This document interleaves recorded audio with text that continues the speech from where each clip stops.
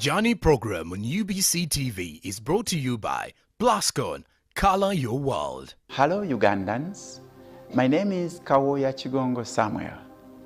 I am a resident of Nsoba, Chebando Parish, Kawempe North, within Kampala district, or Kawempe North constituency. I'm here for God and my country. The purpose of my being here is to talk about voter education, as well as civic education. The reasons are many. One of them is we have a by-election within Kawempe North to replace the MP, the late, who died. And before I go ahead, I want to condole with all, give condolences to the family of the bereaved, that I felt empathy and sympathy for them, and may God console their souls. Now, to all Ugandans and to all voters within Kawempe North and all voters in the country, it is very important for all of us to know the essence of voter education, the purpose of voter education and what it is, and even civic education. Why do we combine the two, both voter education and civic education? Voter education cannot exist without civic education. Civic education means what the government is doing, what the government is planning, what the government is effecting in the area where you are. For instance, as regards civic education, a government now is telling people to get involved into cooperatives. Call it, using the scheme or the plan called Parish Development Model. That is civic education. Every Ugandan must know what Parish Development Model is all about. It stands on 7 pillars. One of them being agronomy, agro-processing, and agro-business. What does that mean? It means that how we produce and the level of productivity, production and productivity. That is a pillar number 1 within PDM. Without going further into that, there are 7 pillars. I can stop there. Now, but the purpose was to give you an example. So nobody in Uganda who is against production and productivity of the country, who can be proud of himself that is Ugandan. And every Ugandan should promote what Uganda should produce and the level of productivity. Once you do that, once we do that, all of us, if we're engaged in a PDM, one of the pillars, we create funds, we create revenue, we create wealth, which is important for building the country and taking it forward. Now, plus matters of infrastructure, plus matters of financial inclusion or financial services, and matters of marketing and production and storage. All that is PDM. There are 7 pillars. But without going further, let me first concentrate myself on the most important or crucial thing, which is voter education within the by-election for Kawempe North. Hello, Ugandans, Kawempe North voters especially. You need to understand this. Know who you are. If you are a Ugandan, you must get registered as a voter. Why? Because we practice democracy in Uganda. A democracy demands that we vote. Democracy demands that we vote through elections. And on 13th of March this year, we are having a by-election for Kawempe North. So know who you are. Ensure that you are a registered voter by now, such that you are able to vote next month on 13th. And vote, I belong to the NRM party. My candidate is Nambi Farida. But you can vote a person of your choice. Me, I urge you Ugandans, for Kawempe North especially voters, we need a person who the president, our president, my chairman NRM, Dr. Yoweri Kaguta Museveni, the national chairman NRM, he says that bring to me people whom I can work with. And in this case, NRM, we have Nambi Farida as our candidate. If you wake up in the morning on 13th and all of you go to the polling station and then you vote Nambi Farida, there are 4 things a voter from Kawempe North will gain. Most of all those toilets which we need, public toilets, and even private toilets will be fixed. I am very sure of that. The sewage and drainage system will be fixed. I am sure of that, because NRM has shown itself exemplary in making infrastructure. It started with Upcountry side, and now it is remaining with Kampala and Wakiso. And if we send Nambi Farida to Parliament, who is in harmony, who is a member of NRM, the President will find it very easy to work with her so that we get service delivered in Kawempe North. Now, number 3, the issue of dust within Kawempe will be fixed. And number 4, the issue of waste. Actually, my candidate, Nambi Farida, says for her, she is Nambi Farida Kasasi. She wants to be Nambi Farida Kasasiro. It's not me calling her, but she has said that's what we should call her within the constituency. What does that project means? It means that if we vote for her, these few months within the year, this year, we are likely to benefit in those 4 areas of the toilets, sewage and drainage system, the Kasasilo, that is domestic waste, as well as dust. We get rid of dust. And once we do that, our constituency will shine. Actually, I, Kawoya Chigongo Samuel, I declared on 30th of September last year, I want to be the next president of Uganda, the next chairman NRM, after Dr. Yoweri Kaguta Museveni, my boss, the national chairman NRM. Then I want to make Kawempe North, let us start from today by making Kawempe North the model constituency, a model constituency, by supporting an Nambi Farida and giving her all your vote. Come out in big number and vote. Then number 2, why? After knowing who you are, the next thing you should know is you know where you come from. Kawempe North has been suffering a lot. That's where our background. That's where we come from. In fact, that's why we lost that constituency. We have been losing that constituency. Therefore, having known where I've come from, it's now time for us to concentrate on making Kawempe better, having known where we come from. Then number 2, know what you want. If you want Kawempe to be better, this voter education will help you to vote the right person, because she's a lady who is experienced and has been in the city. At one time, we even contested for Kampala MP seat. So she's qualified and with contacts. I will not say the details. You'll get to know that, who she is, with contacts, which will make it her easy, which give her ease to do the work of a parliamentarian. Then you, a voter, this voter education should help you to know your rights as a Ugandan, as a voter. Know your rights. It will help you to know your responsibilities. It will help you also to know your obligations. Now, as a voter, it is your right to vote a candidate of your choice. And for you to be a practitioner of democracy, you must come and vote. Why? Because democracy stands on pillars of elections and then legitimacy. So once you vote a right candidate, then you will be bringing legitimacy to NRM so that it can do the service delivery for which it's supposed to do without hindrance. Previously, we are lacking all those services which I've mentioned above, because we've been voting candidates who are opposed to the government in power. Now, we end up getting the raw deal. Why? The MPs who have been there, they are not at par with the system, with the NRM, and that makes us lose our service delivery. This is our opportunity. Whereas I declared I want to be the next president of Uganda or future president of Uganda, at the same press conference I was asked, if at all I don't succeed to get that flag, what will I be doing? What will I do next? And then I said, 2026, 2031, if I'm not given the flag of national chairmanship, and therefore the presidential candidate for NRM, then I can be given a flag for Kawempe North as the next member of Parliament, 2026, 2031. That also will help me. If at all I succeed in Nambi Farida, then that will mean that I will start from where she has stopped, of making Kawempe better and making it a model constituency.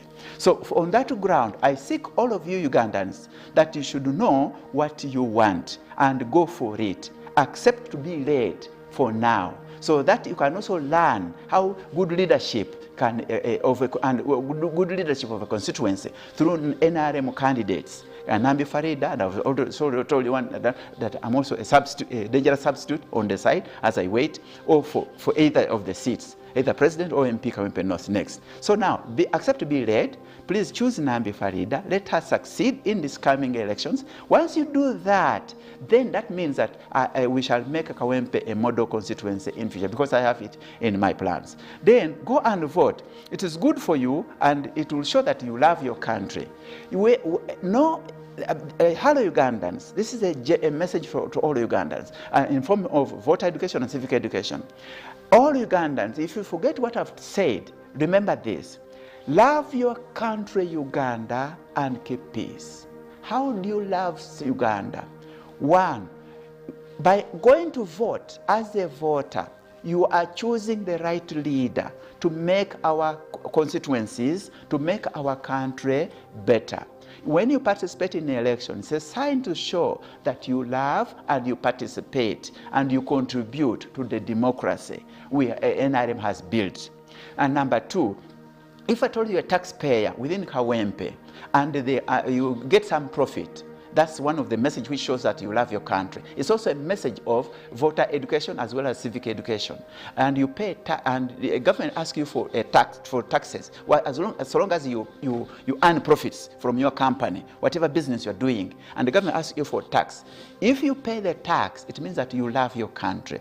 If you refuse to pay the tax when you earn profits from your business or whatever project you are doing, and you refuse to pay the tax, then you don't love your country and you don't keep peace. Why? The taxes the government gets from those business people who earn profit, it is used to pay the soldiers, it's used to pay the policemen, and to keep the peace. So once you pay the tax, then you love your country and you keep the peace. Why? Because the tax you pay help to keep the peace. And once you do that, then you love your country. That is civic education. Number two, if I told you you are a resident of Kawempe or anywhere in Uganda, and you buy things in Kavera, or you buy water in a bottle, or soda in a plastic bottle, please do not, after using the Kavera or the bottle, do not litter. When you litter, you do for three things, which shows that you don't love Uganda and you don't keep peace, and that you are ignorant of civic education for the country.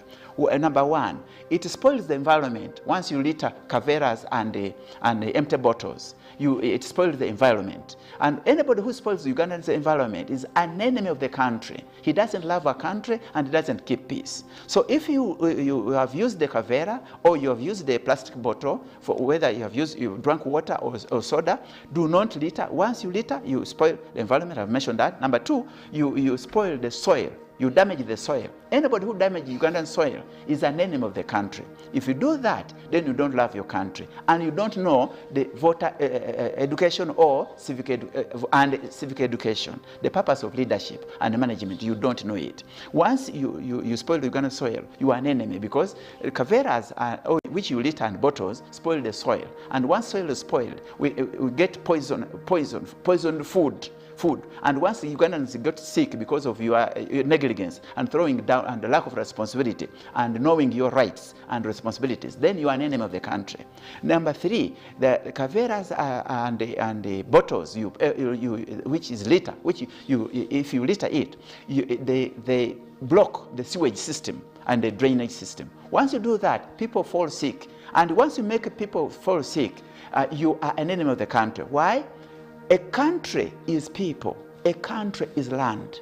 So that's civic education. You should know that as a Ugandan. And I'm talking to whole country Uganda. As the future president of Uganda, what I'm saying, even if you put it to me 30 years from now, it will be valid. And people will be educated by this message which I'm giving. It is for God and my country. I said it before when I was starting to give this briefing.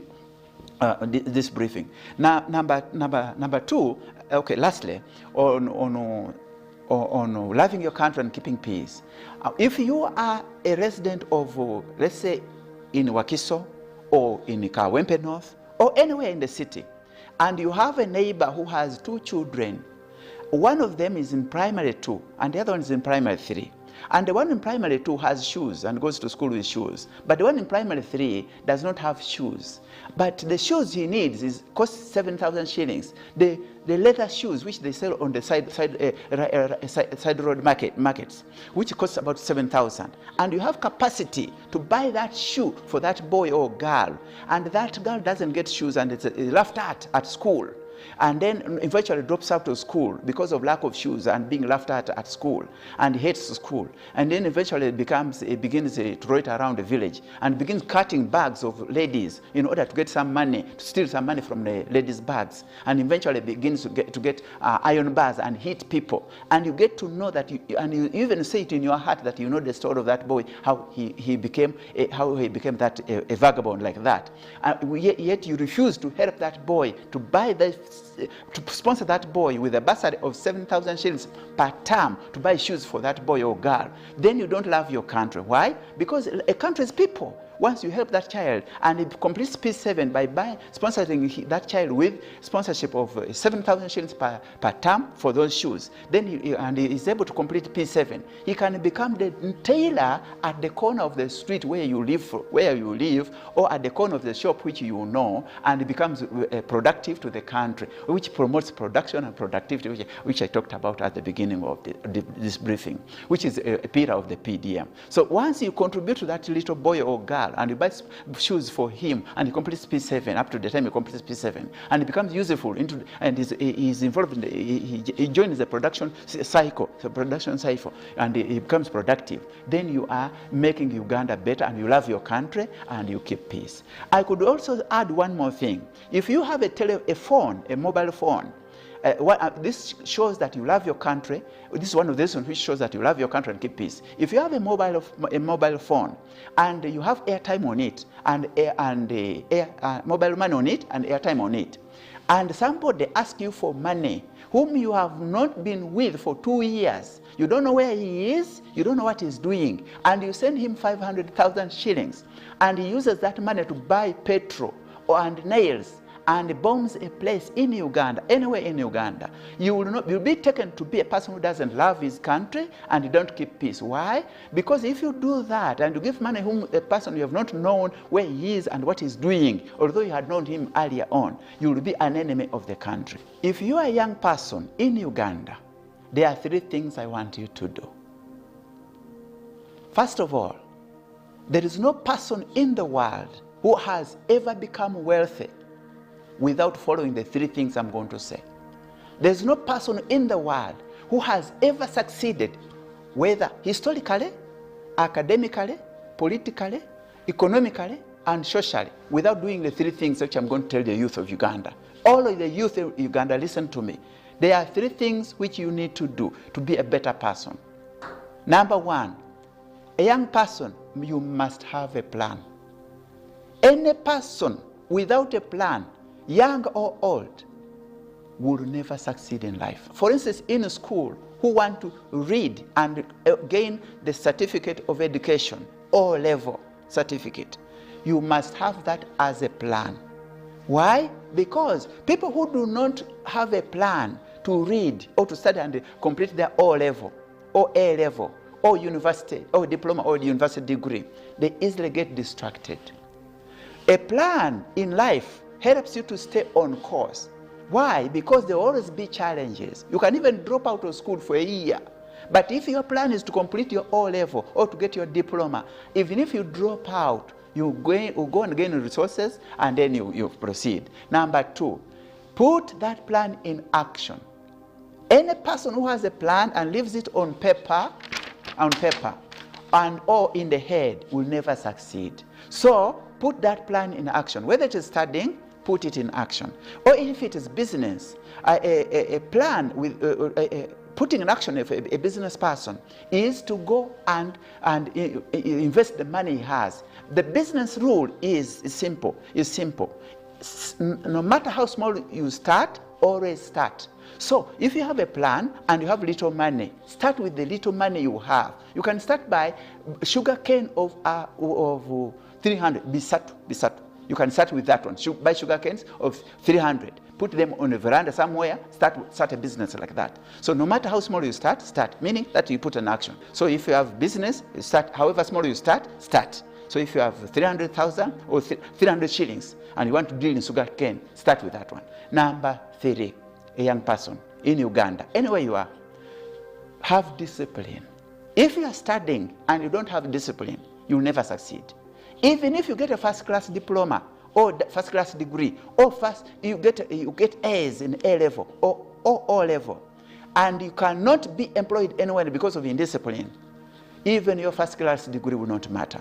So you have to be disciplined. Even at the school, for you to get a first-class certificate or diploma or anything in school or certificate, you must be disciplined so that the teachers even recognize you and recommend you for that. So now, as a business person, what is discipline as the number 3 point?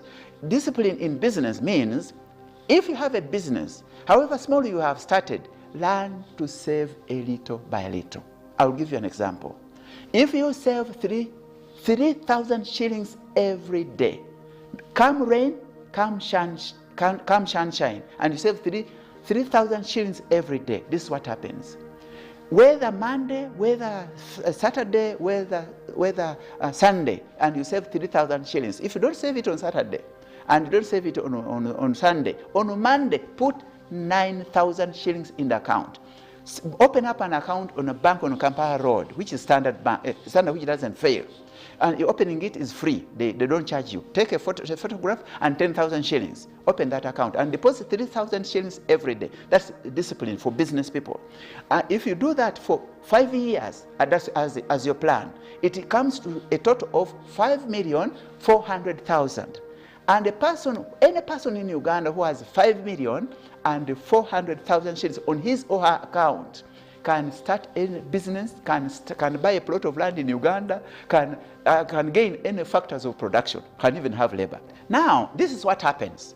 We have a lot of time has been wasted by fighting, and we lost course. We have not had time to have mesas at home, family meetings at home. Actually, our families had even disintegrated. And the culture was affected. The etiquette was affected. Our attitudes were affected. Our morals were affected. Our spiritual lives were affected. That decade, about 3 decades ago, which we spent in wars. Actually, our Constitution of the Republic of Uganda, it is written there in the preamble that considering our history, that's what I'm talking about. So we wasted a lot of time and we lost course. Now, the religious people are doing their job. The cultural people are doing their job. Families are being re-established with morals. Churches are doing their work. The evangelists are doing their work. It will take time, but we'll eventually go back to course. Actually, as we speak, we are considered the greatest drinkers and smokers in the world, in Africa. But now things are changing. We are no longer smokers. Those are habits, and they do not they do not go away by themselves. It is a vigorous government and private and public sector involvement into the mindset change. And actually, as I speak, the government of Uganda has established what we call National Development Plan 1, 2, 3. Now we are going to 4. After the new budget is read. So in that National Development Plan, there is a program number 18 is about sensitization, mobilization, and mindset change. With that, people's attitudes will change. People's perception of culture will change. People's perception of history will change. People's perception towards work. Some people, even young people, don't like working because they have their attitude were changed because of the 30 years we lost. It's a Luganda word meaning that where he doesn't or she doesn't benefit, he will not be there. He would rather even sell his body or her body in order to get a living, reducing himself to being cheap instead of focusing on work. Because work is good. God himself is a worker. A government itself is working. All of us who are mature people, now 55, I work and I want to be president. I'm working towards working on my mind and my heart. If I told them to stop here, this is the message I have to leave Ugandans. Hello, Ugandans. Love your country, Uganda, and keep peace. Even if you forget anything else I've said, remember that. And love your country and keep peace. What does it mean? It means if you love your country, Uganda, and keep peace, Uganda as a whole benefits, number one. Number two, your area where you come from, the region, benefits. Number three, your tribe or your people or your family benefits. Number four, even you yourself, man or man or woman, man or woman, you benefit. Even me, Kaweya Chigongo, I do benefit. Why? Because you cannot hurt what you love. Nobody can wake up and hurt her or his family members because you love them. The same with the country. If you love our country, if you love your country and you don't hurt it, you don't hurt your neighbor, you don't hurt your friend, you don't hurt your colleague, then that means you are able to do constructive things, developmental issue. Your mind will be focused on constructive issues, developmental issues, and Uganda will benefit. So our candidate in this particular case is Nambi Farida. So vote Nambi Farida. Don't get divided, because if you get Faradi, who you said? Faradi, that lady, the independent candidate, it would mean that you are trying to divide NRM. And if she wins, she will say, she won because of the law. Yet for us, it is us NRM which is giving the vote. For God and my country, I beg to move.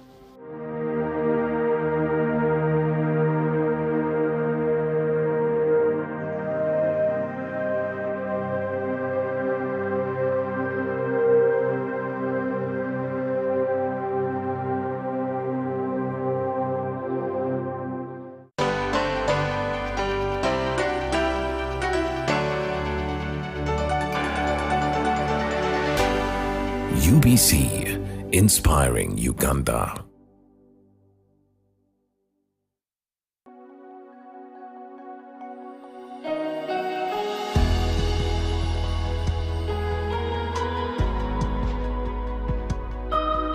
Thank you, dear viewers, again for joining me on this series, I Am a Soldier. Thank you, UBC, for giving us the opportunity